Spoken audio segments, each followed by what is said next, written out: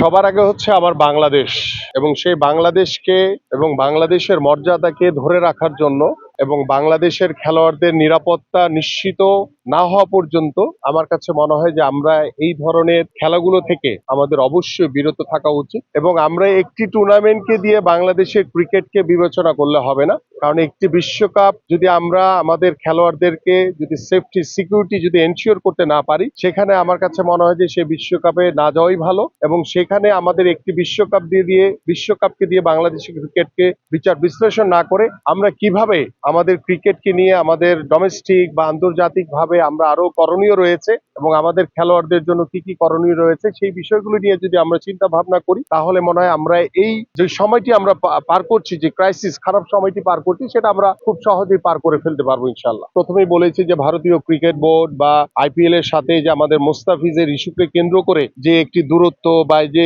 নিরাপত্তাহীনতার যে বিষয়টি সামনে চলে এসছে, আমার কাছে মনে হয় যে এটি আমরা আলোচনা করে যদি সমাধান করতে পারি তাহলে অবশ্যই একটি রাস্তা তৈরি হবে। বাট সবার আগে আমার বাংলাদেশ, সবার আগে আমার খেলোয়াড়দের নিরাপত্তা, এটা নিশ্চিত করে আমরা সকল আলোচনা করতে প্রস্তুত রয়েছি। দেখেন, অন্তর্বর্তীকালীন সরকার আমাদের ক্রীড়া উপদেষ্টা তিনি ইতিমধ্যে বলেছেন যে আমরা ভারতে ক্রিকেট খেলতে যাব না আমাদের খেলোয়াড়দের নিরাপত্তা নিশ্চিত না করা পর্যন্ত।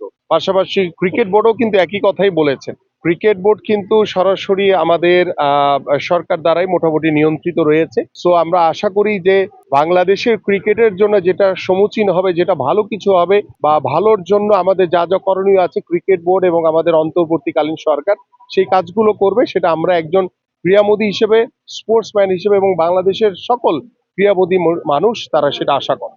দেখেন, আমরা দেশের ক্রীড়াঙ্গন, দেশের ক্রিকেট বোদ্ধা যারা রয়েছেন, আপনারা যারা ক্রীড়া সাংবাদিক রয়েছেন এবং আইসিসির সাথে কথা বলেই আমরা এটা সমাধান করব। কারণ কখনোই কোনো ক্রিকেট বা খেলাধুলা পার্মানেন্টলি বন্ধ হয়ে যেতে পারে না। হয়তোবা সাময়িক কিছু সমস্যা আমরা ফেস করব, বাট সেগুলোকে আমরা কাটিয়ে উঠে কিভাবে আগামীর ক্রীড়াঙ্গন বা আগামীর ক্রিকেটকে কিভাবে সচল করা যায়, মূল লক্ষ্য হচ্ছে আমার ক্রিকেট যাতে ক্ষতিগ্রস্ত না হয়, আমার খেলোয়াড়রা যাতে ক্ষতিগ্রস্ত না হয়।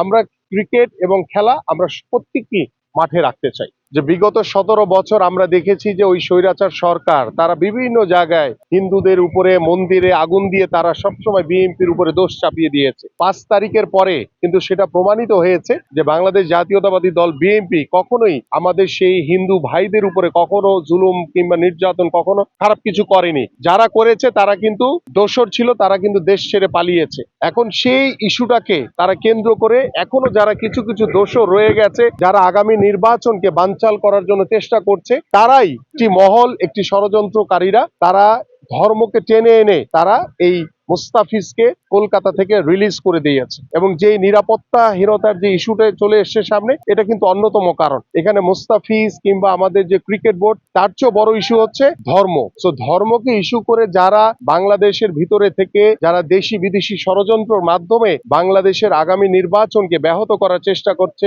একটি ক্রীড়াঙ্গনের সাথে জড়িয়ে বাংলাদেশের যে খেলাধুলার যে একটি রাস্তা, যে পথ রুদ্ধ করে দিয়েছে, যে আগামীর যে বিশ্বকাপ ক্রিকেট, সেখানে বাংলাদেশ ক্রিকেট টিম অংশগ্রহণ করবে না এবং তাদের কি উদ্দেশ্য সেটা কিন্তু ইতিমধ্যে আমরা বাঙালি বা আমাদের বাংলাদেশি যারা রয়েছে আমরা কিন্তু মোটামুটি বুঝতে পেরেছি।